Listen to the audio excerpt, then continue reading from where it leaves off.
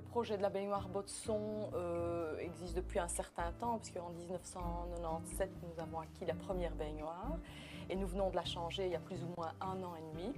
C'est une baignoire qui est munie d'une double balnéothérapie, une balnéothérapie à air et à eau, ce qui est quand même un gros apport par rapport à la première qui ne comprenait qu'une balnéothérapie à eau.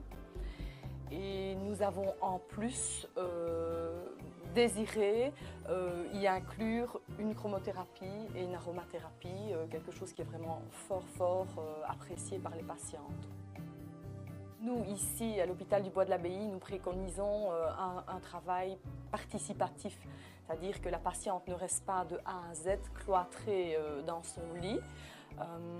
Et la baignoire est vraiment une bonne alternative avant la mise en place d'une péridurale, ce qui fait qu'une patiente peut aussi bien y aller à 1 cm de dilatation qu'y aller à 6 cm de dilatation. Ça dépend un petit peu, mais en tout cas, je peux vous dire que la baignoire est souvent employée. Il y a au moins 2 ou 3 patientes qui passent par jour chez nous. En tout cas, c'est vraiment une bonne acquisition. Nous n'avons jamais pensé prendre une baignoire sans porte, de toute façon, parce que les patientes vont dans la baignoire à partir du moment où elles sont en travail.